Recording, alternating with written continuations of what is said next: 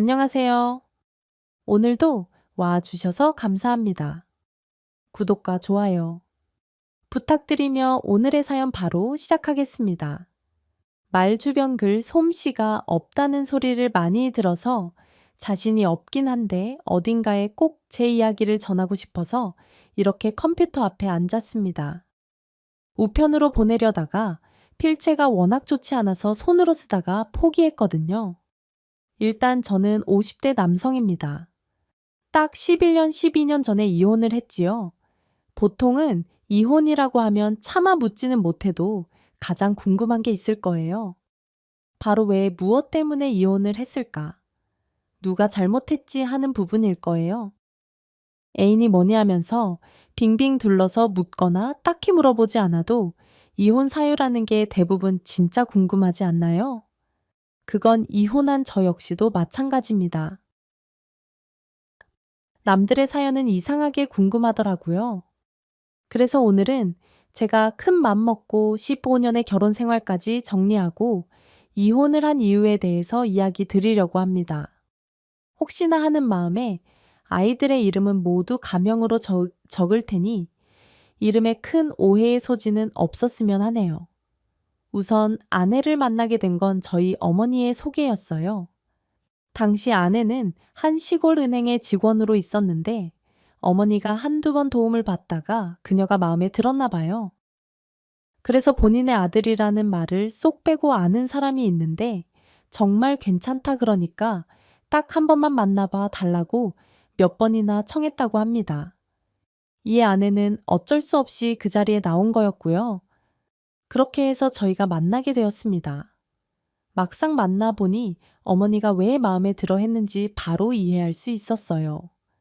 그건 바로 현모양처가 꿈이었기 때문입니다. 아내와 이야기를 하면서 한편으로는 어린 나이에 그런 생각을 하는 게 신기할 정도였어요. 이런저런 말을 하다가 아내는 이런 말을 했었습니다. 저는 자식을 많이 낳는 것보다는 둘 그 정도가 좋아요. 하나는 너무 적고 딱 둘 정도가 좋은 것 같거든요. 그러세요.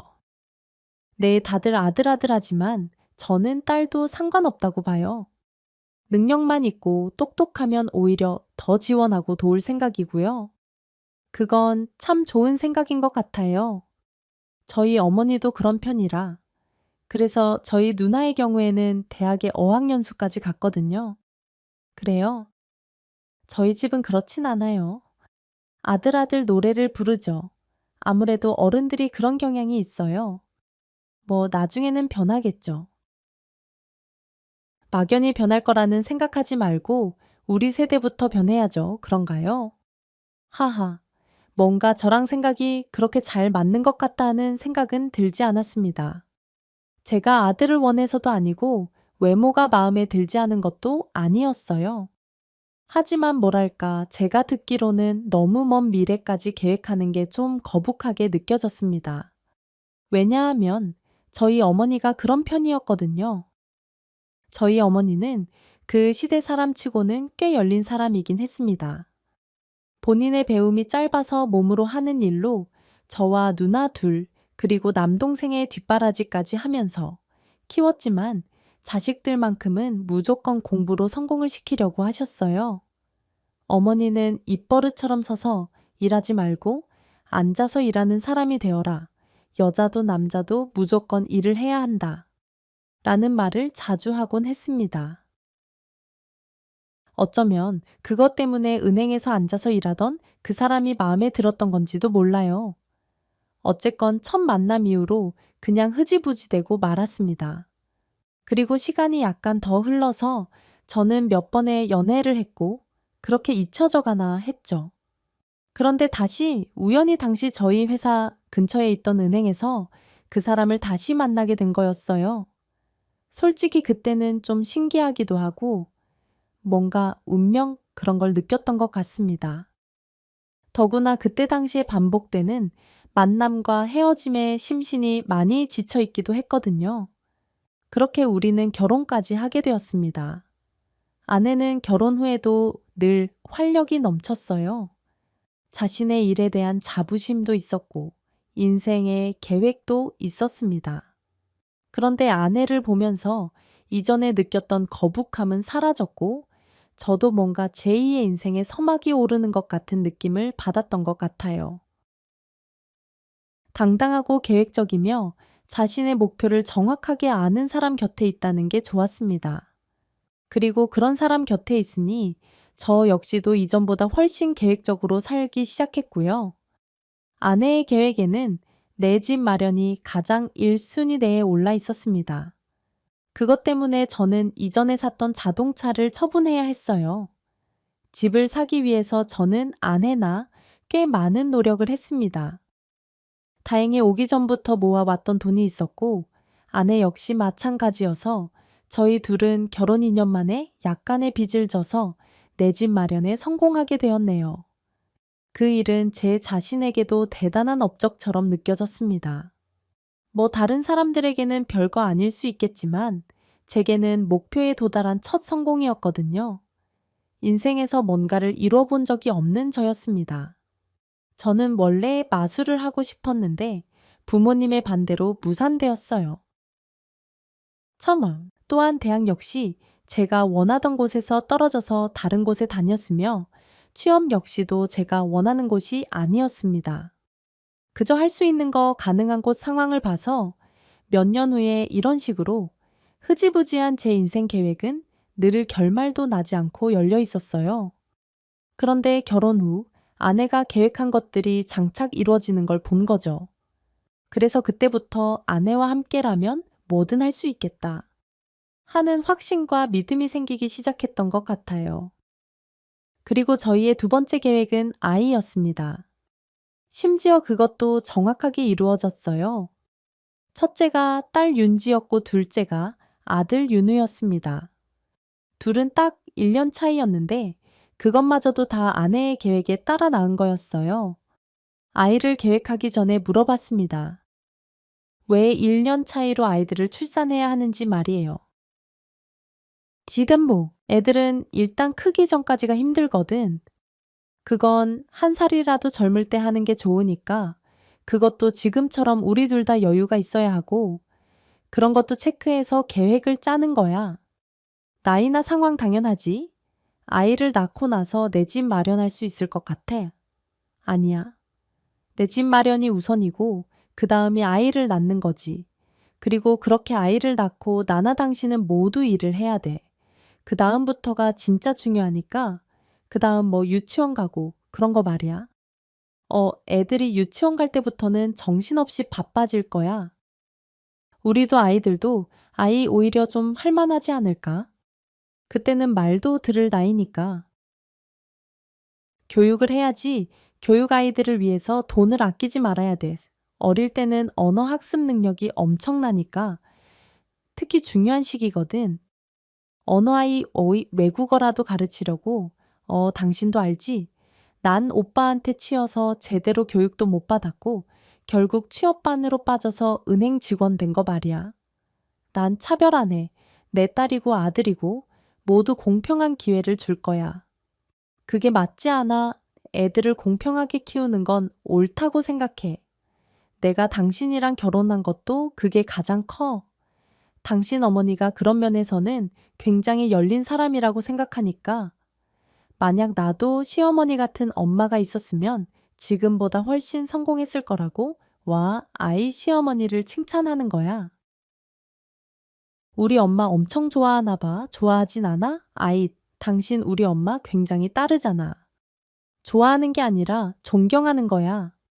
아내는 정말이지 너무 완벽했습니다. 집안일은 물론이고 일도 잘했고 저희 부모님에게도 굉장히 잘했어요. 이따금 아내의 방대한 계획을 듣고 보면 절로 몸이 움츠러들긴 했지만 그 역시도 크게 무리하는 선에서 하는 게 아니었기에 걱정이 되진 않았죠. 그런데 아이들이 4살, 5살 되던 그 해부터 지옥이 시작되었어요. 그 당시 아내와 저 둘 다 맞벌이를 하고 있었는데 돌연 아이들이 유치원에 들어가자 일까지 그만뒀습니다. 그리고 정말로 아이들 교육에 목을 매더군요.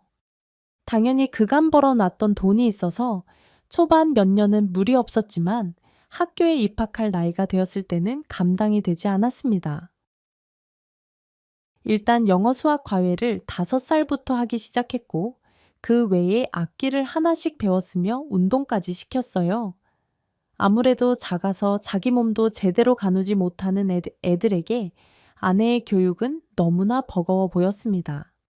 근데 이렇게 보면 아내가 과한 자식 교육을 해서 이혼을 한 거라고 오해를 하실 것 같은데 그건 아니었어요. 결혼하기 직전부터 늘 교육을 그렇게 하겠다고 말했던 아내를 믿었고 아내의 계획이 이제까지 틀어지는 걸 본 적이 없었던 저는 오히려 믿고 기다리기만 했기 때문입니다. 그저 좀 버거웠을 뿐이었어요. 특히나 1년에 한 번씩 한 달 정도를 외국에 머물렀는데 그때는 정말 엄청난 돈이 들어가야 해서 저는 못 먹고 못 입을 정도로 허리가 휘었습니다. 그런데 초등학교에 입학하기 바로 전 아이들이 6살, 7살 때 아내는 1년 정도를 어학연수를 가고 싶다고 하더군요. 탈을 해요. 그 정도는 좀 무리일 것 같아. 아무래도 우리 모은 돈도 거의 다 떨어져 가고 나 혼자 버는 것에 한계라는 게 있잖아. 그러니까 포기하라고 애들 영어 하는 거 봤지? 너무 잘하는데 지금 밖엔 기회가 없어. 당신이나 나나 지금 와서 영어 10년 공부해도 절대로 애들 1년 한 거 따라잡을 수 없어. 그만큼 이 시기가 너무 중요하고 놓칠 수 없다는 거야. 이제야 귀도 입도 트였는데 아깝지도 않아 딱 1년 나도 해주고 싶지 알잖아. 근데 우리 사정 뻔한데 집을 담보로 대출받는 건 어때 돌아와서는 나도 일할게. 이미 저번에 대출받은 것도 있어. 그럼 내가 시어머니한테 부탁 좀 할게. 그건 해도 되는 거지. 뭐, 아이 엄마 시어머니는 그러라고 하실걸. 내가 정말 좋게 이야기해 볼 거야. 알았지. 그러니까 당신은 모르는 척하고 그냥 가만히 있어. 그게 애들 돕는 거야. 당신 우리 엄마가 날 어떻게 보겠어. 평소에도 그렇게 좋게 보진 않잖아. 그냥 눈 한 번만 감아라. 자식들을 위해서 아빠가 그것도 못해 내가 부탁할 거라고. 내가 결국에 아내는 그렇게 저희 어머니에게 사정을 해서 아이들과 어학연수까지 떠났습니다. 자식 교육에 열성적이었던 저희 어머니는 2번 묻지도 않고 허락을 해주셨다고 들었어요. 솔직히 그 1년은 포기하고 싶을 만큼 많이 힘들고 지쳤습니다.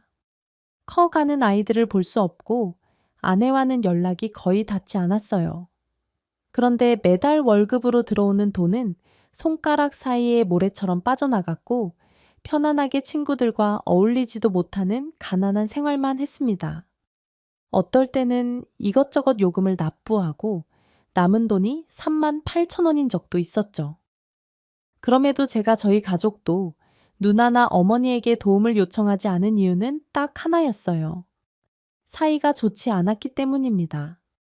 앞서 말한 것처럼 어머니는 교육에 열성적인 분이었고 저는 계획을 제대로 실행하지 못하는 부족한 아들이었어요. 때문에 늘 어머니는 저를 인생의 패배자쯤으로 여기곤 했습니다. 저만 보면 못마땅한 표정으로 혀를 끌끌 차시곤 했어요. 그리고 저의 누나 역시도 어딘가 모자란 멍청이로 저를 대했습니다. 제게 그나마 감각이 무딘 편이라 별 신경 쓰지 않고 살긴 했지만 자라면서 어렵거나 힘든 일이 있으면 선뜻 손을 내밀지 못하는 그런 관계가 된 것은 어쩔 수 없었습니다. 그렇다고 제가 어머니와 아이척을 진 것은 아니었어요. 늘 선물이며 용돈이며 챙겨드리고 잘해드리려고 노력하긴 했어요. 하지만 그럴 때마다 매번 좋은 소리를 듣진 못했죠. 그래서인지 아내와 어머니는 꽤 잘 맞았습니다.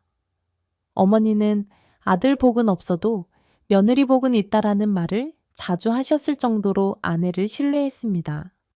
그리고 저는 그 사이에서 조금이라도 트집을 잡히지 않기 위해서 발버둥을 쳤던 거였고요. 그렇게 1년하고 몇 개월을 더 있다가 아내와 아이들은 한국으로 들어왔습니다. 고생이 모두 끝났다 싶었는데 시작에 불과했다는 건 얼마 지나지 않고 알게 되었네요. 그때부터는 아내도 일을 다시 시작했고, 저도 밤낮 없이 일을 해야 했습니다. 이따금 이게 결혼인가 하고 심란해질 때도 있었지만, 그래도 아내도 함께하기에 이전보다는 부담이 덜하긴 했어요. 문제는 아이들과 거리가 멀어지는 느낌이었습니다. 늘 여기저기 학원을 전전해야 했기에 아이들은 저보다 더 늦을 때도 있었어요.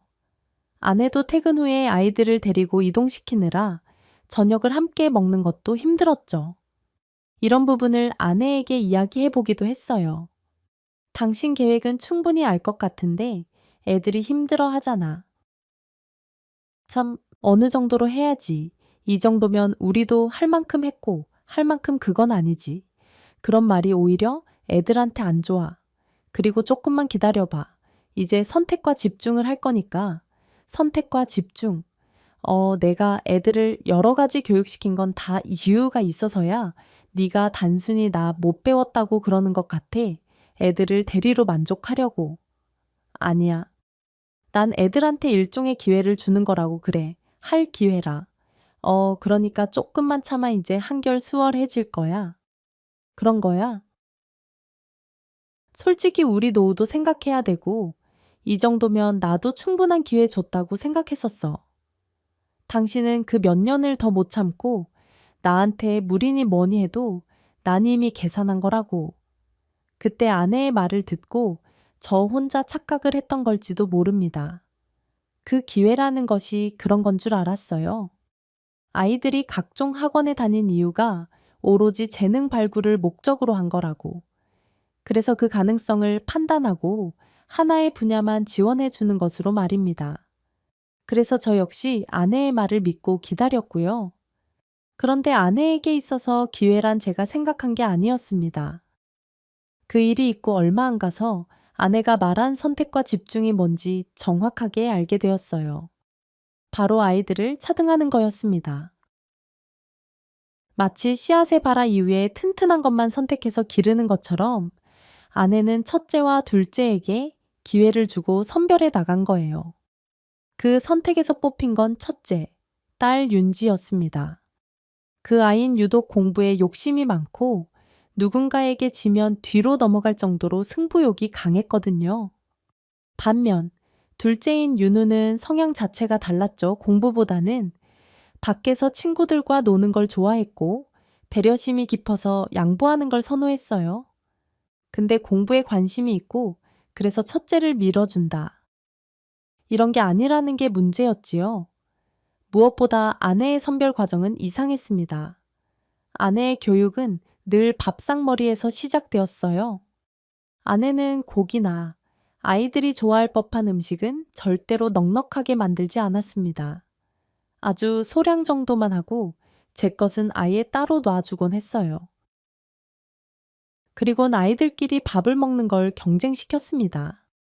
이를테면 소시지가 있으면 그걸 성적이 좋은 아이가 우선으로 고르도록 하는 거라고 생각하면 간단해요. 그럼 윤지의 경우는 하나도 남기지 않고 싹 자신의 그릇 위로 덜어가 버리는 겁니다.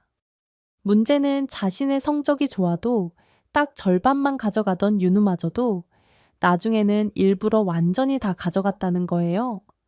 아내는 이를 두고 집에서부터 가르치는 경쟁교육이라고 칭하곤 했습니다. 하지만 제 생각에 그것은 정상적이지 않았어요. 아이들을 이기적이고 버릇없는 아이로 만들고 있다는 생각밖에 들지 않았습니다. 보통은 제가 용돈을 주면 고맙습니다. 하고 받는 아이들이 대부분이었는데 우리 집 아이들의 경우는 당연한 몫을 받았다고 어느 순간부터 생각하기까지 했어요. 저는 당연히 이런 문제를 아내에게 따져 묻긴 했습니다. 분명 바로잡아야 할 문제라고 생각했으니까요. 애들 버릇 나쁜 거 안 보여. 나랑 누나랑 사이가 안 좋지만 이 정도는 아니었어. 적당히 해야지.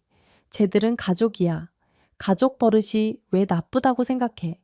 그거야말로 구시대적인 거지. 밥상머리에서 싸움질하고 경쟁하고. 부모가 아직 앉지도 않았는데 진짜 고리타분하다. 구한말 사상이야. 부모가 수저를 들어야 한다. 아니 이런 건 기억 기본이잖아. 남의 집에 가도 저렇게 먹으면 욕먹어. 내가 그 소리를 우리 부모님한테 들었거든. 그래서 나도 그래. 나도 그런다고 어른들이 먼저 수저댈 때까지 기다리고.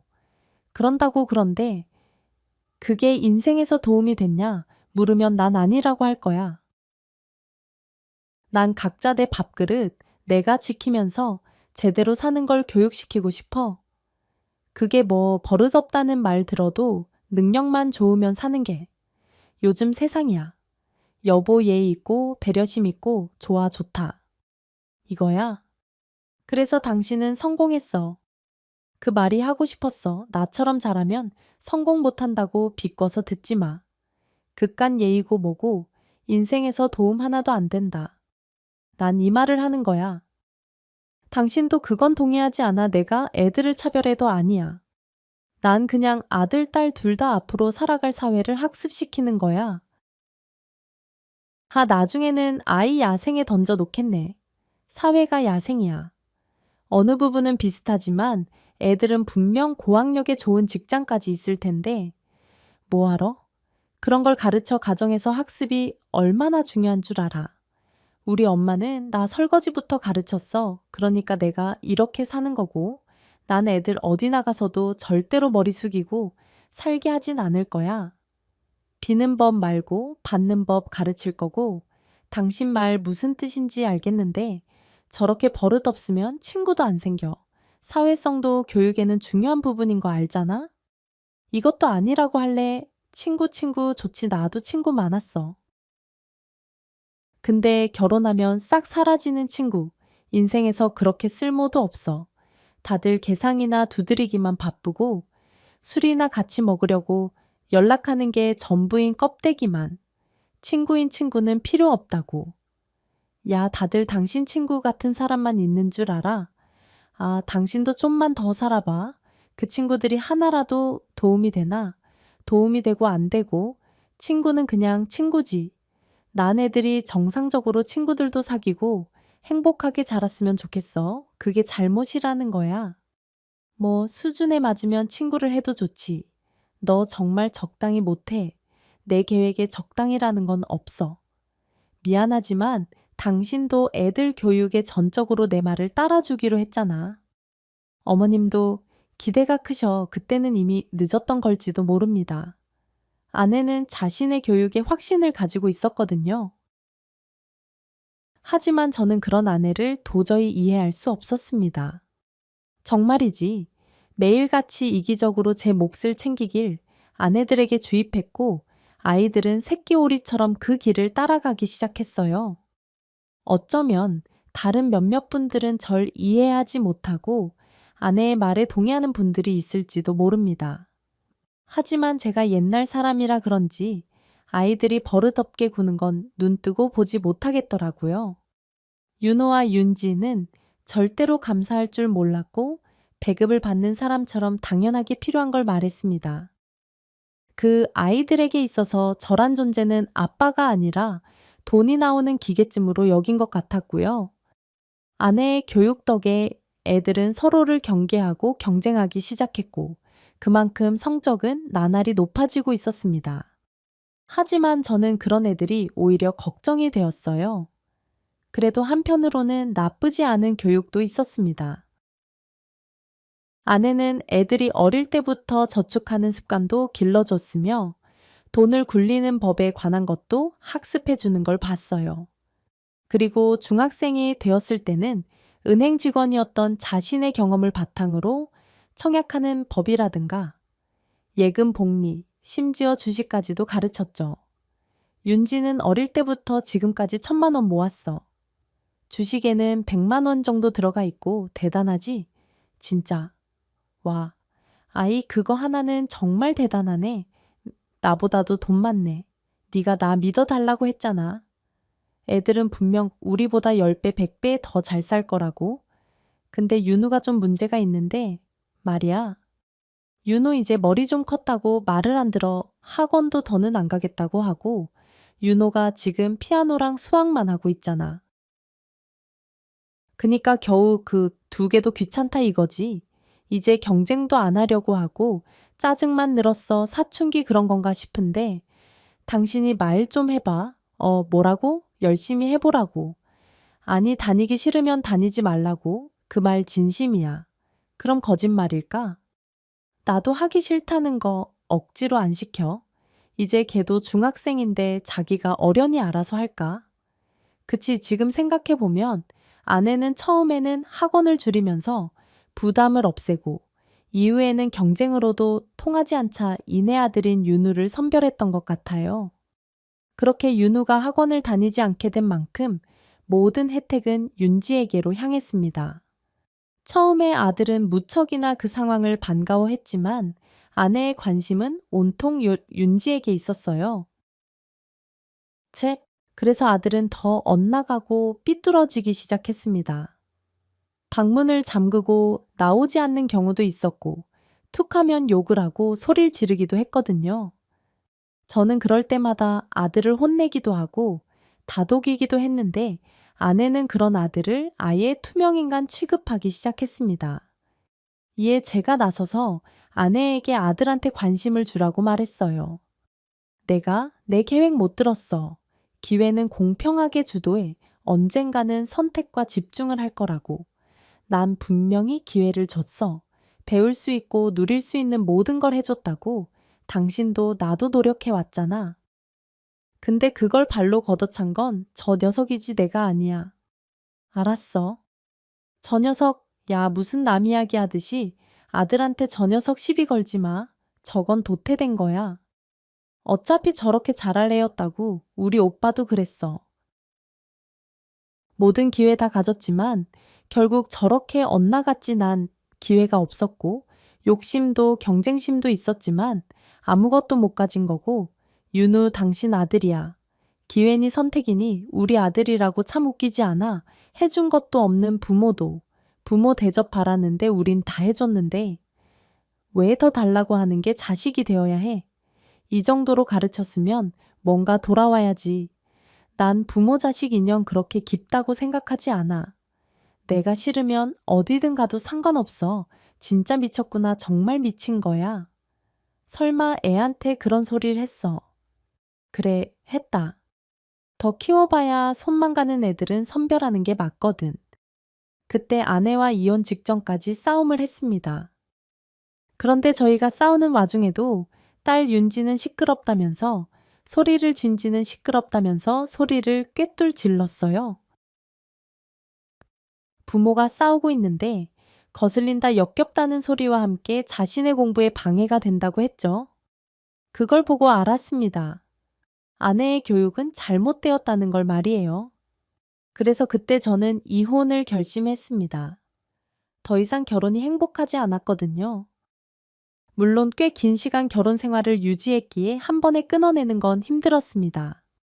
몇 달을 버텼고 또 이혼 이야기가 나왔고 또 견디다가 결국 지쳐서 떨어져 나간 거에 가까웠어요. 아내와 저는 딱 재산을 반으로 갈랐습니다. 사실 아이들의 양육권 문제로 고민이 되긴 했지만 윤지는 무조건 엄마랑 살겠다고 했고 아내는 윤우를 키우고 싶지 않다고 포기했어요. 이런 결정이 아마도 아들한테는 큰 상처가 되었을 것 같습니다. 이러니 저러니 해도 저보다 아내와 함께 살고 싶었던 마음이 있었던 것 같아요.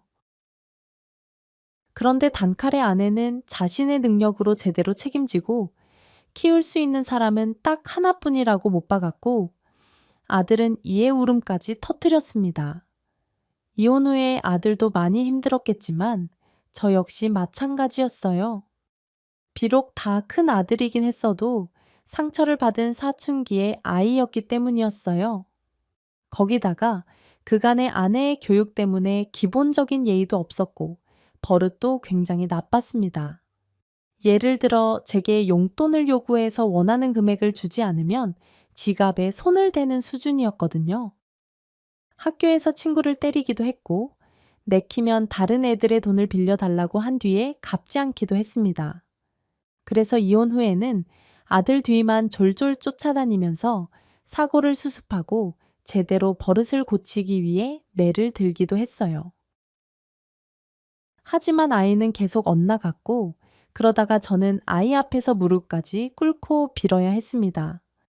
제발 정신 좀 차려달라고, 아빠를 한 번만 봐주면 안 되겠냐고 말이에요. 그런 제 모습을 보면서도 제 분에 이기지 못해서 집을 나가버리는 게 아들이 중학교 3학년 때였습니다. 그 뒤에 아들을 찾는 곳은 이상한 가출 청소년들이 모여있던 곳이었어요. 그곳에서 아들은 꽤 험한 일을 겪었는지 꼴이 말이 아니었습니다. 급하게 병원에 입원시켰는데 다친 얼굴도 얼굴이지만 쇄골, 갈비뼈는 세 곳에 금이 갔다고 하더군요. 저는 그날 병원에서 한참을 잠든 아들 곁에서 울었습니다. 그런데 아들이 잠이 들지 않았던 건지 울고 있던 제 손을 잡고는 말하더군요. 아빠 미안해, 내가 미안해 하고 말입니다. 그곳에서 뭘 겪었는지 더 이상의 설명도 어떤 일이 있었는지도 제게 말하진 않았지만 아들은 그 이후로 달라지기 시작했어요. 다시 학교를 나가기 시작했고 제게 학원을 다니고 싶다고 하고는 뒤처진 공부도 시작했습니다. 다행이라고 해야 할지 이전에 아내가 워낙 뭔가를 많이 시킨 탓에 따라잡는 게 어렵진 않았던 모양이었어요. 저도 조금씩 성적이 오르고 있는 아들이 대견하기도 해서 저는 이전보다 더 열심히 일했고 매일 저녁에 맛있는 걸 사 들고 오는 재미로 퇴근을 했습니다. 그런데 초반에는 아들은 허겁지겁 음식을 먹었을 정도로 이전에 있던 습관을 쉽게 고치지 못했어요. 식탁에서 늘 했던 경쟁으로 인해서 먹는 속도가 남들에 비해서 굉장히 빠르기도 했고 계속 맛있는 걸 빼앗기기만 해서 그런가 보기 좋지 않은 식탐도 있었기 때문입니다. 그래서 저는 이걸 어떻게 고칠지 고심을 하다가 휴대폰으로 먹는 모습을 몰래 촬영해서 보여줬네요. 아들은 처음으로 자신이 먹는 모습을 인지했고 그 모습이 남들에게 어떤 식으로 보일지 알게 되었습니다. 그렇게 문제를 인식하긴 했지만 쉽게 습관이 고쳐지지 않아서 아들은 한참을 고민하다가 어느 날부터 거울을 앞에 두고 음식을 먹기 시작하더군요. 그렇게 딱 반년 만에 아들은 음식을 먹는 걸 다시 배우게 되었습니다. 천천히 먹고 남들에게 양보도 하고 주변을 둘러보는 여유까지 생긴 거였어요. 그 덕에 늘 달고 살던 변비와 소화불량도 고쳐졌죠. 이런 변화도 깊었지만 무엇보다 보다 좋았던 건 아들이 웃는 거였네요. 저를 보면서 TV를 보면서 밥을 먹으면서 웃는다는 거. 그게 가장 좋았습니다. 이혼 후 변화가 또 있었다면 돈이 모인다는 거였어요. 이전에는 아내의 계획해 모은 돈은 모두 아이들의 공부를 위해서 쓰였다고 해도 과언이 아니었습니다. 돈이 좀 모였다가 싶으면 또 나가고 돈을 꽁꽁 감췄다가도 또 무슨 일이 터지곤 했으니까요. 그런데 그 당시 아들이 고등학교에 들어가면서 종합학원을 하나 독서실에 다니고 있는데도 월급은 남았습니다. 아무래도 아내는 아이들의 경쟁과 학업 능률을 위해서 용돈이나 가지고 싶은 것들을 사주는 또 다른 지출을 했기 때문일 거예요. 하지만 저는 일정한 용돈 이외에는 주지 않았고 그나마 성적 위주가 아니라 집안일에 대한 기여도나 나쁜 습관을 고치면 용돈을 더 올려주는 방식으로 아이를 가르쳤습니다. 채널, 솔직히 교육 부분에 대해서는 제가 아는 바가 없었고 제가 어린 시절에 하기 싫은 걸 억지로 했던 게 그다지 좋지 않았다는 것 정도만 기억하고 있었어요. 그래서 아들이 학원을 쉬고 싶다고 하면 언제든지 그만두게 했던 게 전부였습니다. 또한 친구들과 많은 시간을 보내는 것, 대외적으로 활동을 하는 것 지원해주는 정도만 했네요. 제가 한 건 그게 전부였습니다. 많은 대화, 그리고 더 깊게 생각하게 하는 것에 초점을 줬으니까요. 한 가지 아내가 가르친 저금에 관한 부분은 저 역시도 배우면서 가르쳐 줬었습니다. 확실히 그거 하나는 괜찮다고 생각했던 방식이었으니까 말이에요. 그리고 여기서 더 나아가 도박이나 중독에 관한 부분도 TV 프로그램을 시청하면서 혼자 생각할 시간을 많이 주었죠. 어쩌면 어설프기 짝이 없는 아빠만의 교육이었지만 제가 인생을 살아가면서 배워둘 거라고 후회했던 부분을 가르쳤던 것 같아요. 단순히 안 된다, 하지 마라가 아니라 제가 겪어왔던 과거를 통해서 무엇이 잘못이었는지, 왜 실패를 했는지 아들에게 들려주는 방식이었습니다. 그렇게 시간이 흘러 아이는 수능을 보게 되었고, 그날은 제가 수험장 앞을 지켰네요. 어머니들 사이에 툭 튀는 모습이긴 했지만 간절하게 기도했죠. 하지만 아들이 반드시 잘 볼 거라고, 후회 없이 잘 치를 거라 믿었어요. 욕심이나 경쟁이 아니라도 충분히 아들의 머리는 좋았기 때문입니다. 생각보다 잘 봤다는 아들의 기쁜 얼굴을 보고 저는 붉어진 눈시울을 감췄어요. 그리고 용돈을 지갑에서 다 털어쥐어주고 친구들과 실컷 놀라고 보냈습니다. 그런데 윤우가 3시간도 되지 않아서 집으로 왔더군요. 너 왜 이렇게 일찍 들어왔어? 친구들이랑 밤새 놀 거라며? 아, 친구들이랑 만났는데 어디서 났는지 술을 사왔더라고. 술. 아니 뭐 아직 이르긴 하지만 다들 마시긴 하지. 아인 난 그것만은 아빠한테 배우고 싶었거든. 술을 그게 예의라고 했잖아. 술은 어른한테 배워야 한다고. 그때 정말 가슴속에서 파도가 치는 느낌이었습니다. 이제 정말 다 컸구나 싶었고, 제대로 컸으니 내가 그렇게 나쁜 아빠는 아니었다는 안도감도 들었네요. 그래서 그날 제가 직접 술을 사와서 아들에게 주도를 가르쳐 주었습니다. 주량을 알고 절제하는 것을 가장 우선순위에 뒀어요. 제가 아버지에게 배운 그대로였지요. 아들과 그날 이런저런 이야기를 많이 했어요. 아내와 이혼했을 때의 제 감정, 그리고 윤우 역시 제 엄마가 자신을 버렸을 때 느낀 감정을 솔직하게 털어놓았습니다. 적어도 그때만큼은 부자 관계가 아니라 남자 대 남자로 서로의 고민을 들어주고 말하는 시간이었던 것 같아요. 그런데 아들이 갑자기 윤지 이야기를 했습니다. 윤지, 아니 갑자기 무슨 일인데? 아니 누나가 갑자기 연락이 왔어. 할머니랑 만나고 있냐고. 할머니랑 아니라고 대답하니까 그냥 그 뒤로는 아예 말 안 하던데, 그러고 보니 할머니랑 왜 연락 안 해? 엄마랑 이혼한 건데. 너희 엄마랑 내 엄마랑 성격이 똑같거든. 아마이다. 할머니가 좀 그러셨지. 어릴 때긴 해도 볼 때마다 그랬었어. 몇 년을 못 보고 살아서 나도 잊고 있었는데 엄마랑 굉장히 친했지. 너만은 이 기분 안 느끼게 해주고 싶었어. 나도 참 노력 많이 했다. 아빠도 너만 할 때 그랬었어. 조금이라도 엄마한테 예쁨 받아보고 싶어서, 관심 받아보고 싶어서 열심히 잘했다. 하지만 만족을 모르는 분이었어. 비교 대상은 가족이었고, 나한테 가족을 미워하는 일은 너무 힘들었고, 근데 할머니랑 인연을 끊었다고 아빠가 집에 잘하긴 했었잖아. 그때는 힘들었지. 아이, 근데 이제 네가 내 가족이잖냐, 널 위해서라고 말하는 거 아니야. 이제 인정을 한 거지. 아무리 잘해도 소용없다는 걸. 그리고 난 너한테도 나 같은 생활을 물려주고 싶지 않았고, 나도 그러면서 너한테는 나처럼 살지 말라는 말도 하기 싫었어. 그건 불공평하니까 그건 잘했어. 처음에 나 아빠 원망 많이 했지만 나도 사실 알았어. 뭘 알았다는 거야? 아빠 잘못이 아니라는 거지. 그리고 내 잘못도 아니고. 와, 아유, 우리 아들 다 컸다. 이제 장가 가도 되겠네. 안 돼, 나 성공할 거거든. 아주 늦게 갈 거야. 왜요? 뭐 아이, 그런 거 부담 가지지 말라니까. 부담 이런 거 아냐?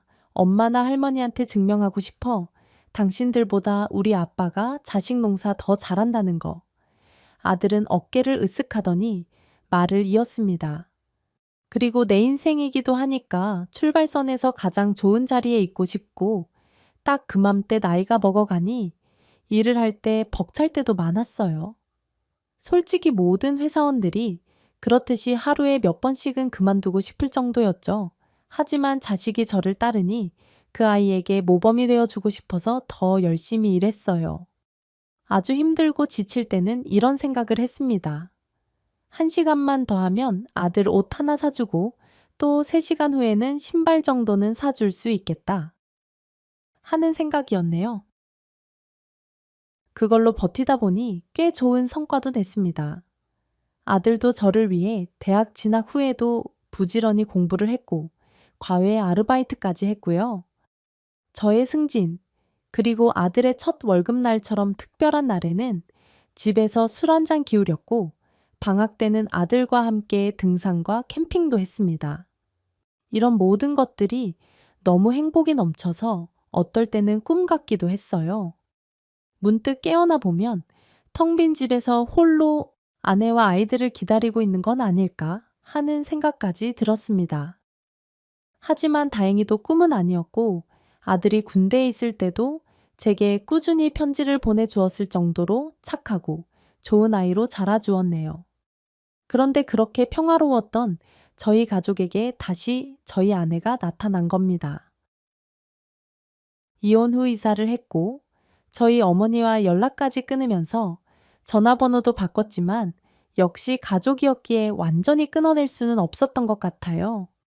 나 돈 좀 빌려줘. 갑자기 몇 년, 아니 10년도 넘었네. 그 시간 동안 자기 아들 한번 찾지 않더니 이제 와서 뭐 돈을 달라고 당신 딸을 위해서 그 정도도 못 해줘? 딸 윤지한테 무슨 일 있어? 당신이야말로 딸한테 연락 한번 없었잖아. 아니야. 연락을 해도 못 받게 했잖아. 그리고 날 찾지도 않았고 어쨌든 그게 그거야. 윤우는 날 찾았어. 걔도 안 찾았잖아. 그래서 하고 싶은 말이 뭐야? 우리 윤지 미래를 위해서 투자한다고 생각해. 무슨 투자? 그럼 어머니한테 달라고 해. 안 된다고 하시니까 이리로 온 거잖아. 몰라서 물어. 우리 엄마가 안 된다고 했다고. 왜 그럴 리가 없을 텐데 순간 아내의 표정이 급격하게 어두워졌습니다. 솔직하게 말을 하면 나도 생각은 해볼게. 근데 핑계는 안 돼. 윤지 수능 봐야 돼. 뭐 수능 대학교는 다시 보려고 그러는 거야. 걔가 실전에 좀 약해서 그렇게 됐어. 아이, 그럼 대학에 들어가 보지도 못했다는 거야. 그래서 빌려줄 거야. 말 거야. 당신 아직도 애를 학원에 그렇게 보내고 그러는 거야. 애가 하겠다잖아. 가능성도 있고 내가 무슨 교육에 미친 줄 알아. 윤지가 선택받을 만하니까 가르친 거고, 이번에는 분명히 잘할 거고, 윤우 소식은 궁금하지도 않아. 왜 편의점 아르바이트 한다고는 들었어. 걔가 그렇지. 뭐 저는 픽하고 웃음을 흘렸죠. 누가 그래? 윤지가 윤우. 이제 조금만 있으면 한의사 될 거야.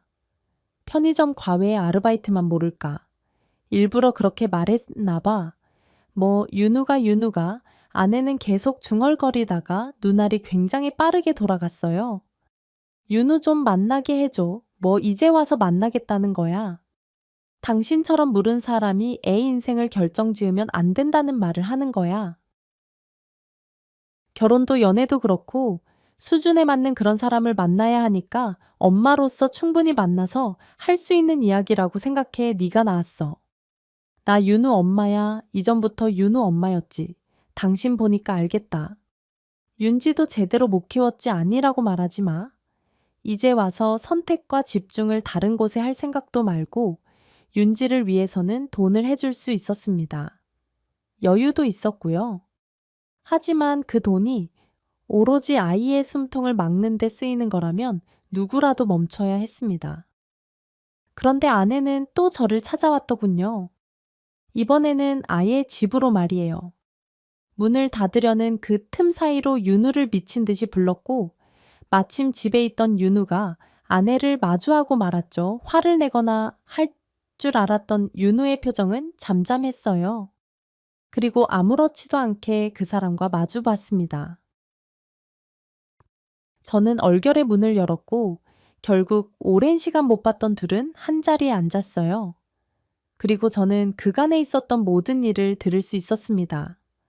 바로 딸 윤지에 관한 내용이었어요. 윤우야, 정말 장하다. 내가 가르친 게 효과가 있었어.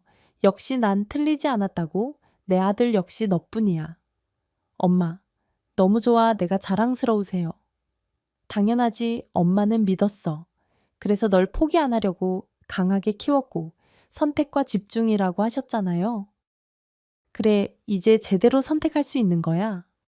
너야 엄마는 너라고 그때의 아들은 정말이지. 세상 해맑은 미소로 웃어 보였습니다. 가슴이 덜컥 내려앉았어요. 혹시나 아들이 엄마에게 선택을 받고 싶었던 건가 하는 생각이 들었죠.